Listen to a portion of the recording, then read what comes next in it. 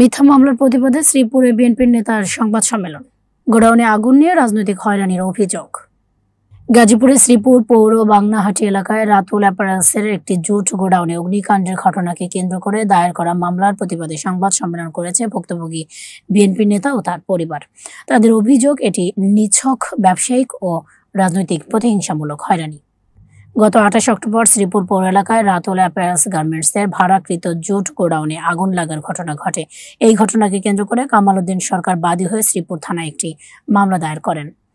মামলায় পৌর বিএনপির নেতা বাদুল মিয়া, তার চাচাতো ভাই ফরহাদ ও শ্রীপুর কলেজ শাখার ছাত্রদলের সহসভাপতি নাইম শেখ সহ আরও অজ্ঞাতনামা 5-6 জনকে আসামি করা হয়।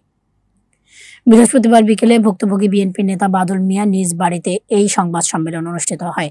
সেখানে পরিবারের সদস্যরা অভিযোগ করেন যে ব্যবসায়িক রাজনৈতিক দ্বন্দ্বে ও পূর্ব শত্রুতার জেরে তাদের বিরুদ্ধে মিথ্যা মামলা দিয়ে হয়রানি করা হচ্ছে। সংবাদ সম্মেলনে বাদল মিয়া জানান, তিনি বিগত সরকার আমলে রাজনৈতিক মামলায় একাধিকবার জেল খেটেছেন। তিনি আক্ষেপ করে বলেন, দলের দুর্দিনে কর্মী হয়ে কাজ করা ব্যক্তিকে যখন বর্তমানে মামলা দিয়ে হয়রানি করা হয়, এর চাইতে কষ্টের আর কিছু থাকে না। ভুক্তভোগী পরিবার প্রশাসনের কাছে সুষ্ঠু তদন্তের মাধ্যমে মিথ্যা মামলা থেকে অব্যাহতি এবং যারা উদ্দেশ্য প্রণোদিতভাবে হয়রানি করছে সেই দোষী ব্যক্তিদের আইনের আওতায় আনার জোর দাবি জানান। রাহিম, প্রিয় সাংবাদিক বিন্দু, আসসালামু আলাইকুম। আমি মোহাম্মদ বাদল মণ্ডল, শ্রীপুর বিশ্ববিদ্যালয় কলেজের সাবেক ছাত্রনেতা। আমার সাথে দুই দিন আগে মোহাম্মদ কামাল উদ্দিন সরকার বাদী হয়ে আমার নামে একটা মিথ্যা মামলা পোষণ করে এবং সে পূর্বের থেকে আমার সাথে সূত্রমি শুরু করছে এবং এই শ্রীপুর বাংনাটি গ্রামের রাতুল গার্মেন্টস ভিতরে বিগত দিনও আমার সাথে সে মারামারি হয়েছে। সেই মালিকের সামনে আমার সাথে মারামারি হয়েছে। কামাল উদ্দিন সরকারের সাথে পূর্ব শত্রুতা। সে আমাকে বিগত দিন মারধর করা, হুমকি দেওয়ার জন্য সে বলছে আমাকে জীবনে হত্যা করবে। সাংবাদিক ভাইয়েরা, বিগত দুদিন আগে আমাদের বাংনাটি রাতুল গার্মেন্টসের গোডাউনে আগুন লেগে এবং আমার বাড়ির গোডাউনের পাশে আমার বাড়ির ভাড়াটিয়ার লোক তারা এসে ডাক চিৎকার করে বলতেছে আমাদেরকে যে আঙ্কেল উঠেন, আমার বাবাকে আমাকে বলছে বাদল ভাই উঠেন, আপনাদের পাশের গোডাউনে আগুন লাগছে। দেখার পরে আমরা আমাদের বাড়ির মোটর থেকে আমার বাবা এবং আমি পানির নিষ্কাশনের পানি দিয়ে আমরা আমাদের লোকজনদেরকে দিয়ে পানি দিয়ে আমাদের বাড়ির পাশ দিয়ে আমরা আগুন নিভাতে চেষ্টা করি।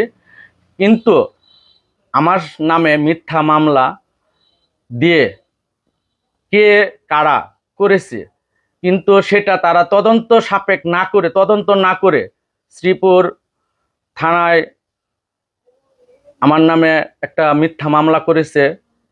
এখন আমি আইন প্রশাসনের কাছে এটার বিচার চাই। আমাদেরকে জমি হিসাবে আমাদেরকে মালিকের ব্যবসা দিয়েছে এবং 5 তারিখের পরে তারা আমাদের বাড়িতে ভাঙচুর করছে। 7 থেকে 8 তারিখে 7 তারিখে আমাদের বাড়িতে ভাঙচুর করছে এবং এটাও পেপার কাটি থেকে ব্যবসা ছিনিয়ে নিছে। আমার ডিট ছিল আমার নামে, সেই ডিট আমার জোরপূর্বক মারধর, আমার জীবনের হুমকি দেওয়া, আমাকে জীবনে মেরে ফেলবে এবং আমার পরিবারকে জব্দ করে তারা আমার কাছ থেকে ব্যবসা ছিনিয়ে নিছে। এখন এইসব সুবাদে মালিক কিছুদিন আগে তাদেরকে বলছে যে আপনারা যে ব্যবসা বাদলের কাছ থেকে নিয়ে গেছেন ছিনিয়ে, এখন সর্বশেষ বাহিরের লোক দিয়ে করবেন। তারা আমাকে জমি দিয়েছে, এখনও তাদের জমিতে আমার ফ্যাক্টরির ময়লা পানির থেকে যত পানি, খারাপ পানি আছে সব পানি তাদের জমিতে পড়ে। তারা এখনো আমাদের কাছ থেকে কোনো সময় দান করতে পারে না। তারা 100 মণ দান হয় আমার জমিতে, 5 বিঘা জমিতে, আমরা এই দানটাও পাই না। তারপরও উনি এইভাবে তাদেরকে বুঝাইছে, তারা একটাই কথা যে না, তাদের সাথে ব্যবসা করব না।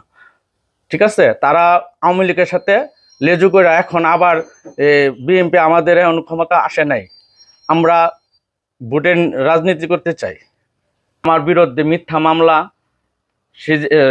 মামলা দিয়েছে, তাদের বিরুদ্ধে আমি আইনগত ব্যবস্থা নেওয়ার জন্য সকল সাংবাদিক ভাইবৃন্দদের কাছে অনুরোধ এবং এটার শাস্তি চাই। আমি Naim Sheikh, senior vice president Sreepur সরকারি কলেজ এবং আহ্বায়ক সদস্য, শ্রীপুর সরকারি কলেজ শাখা ছাত্র দলের সাবেক আহ্বায়ক সদস্য।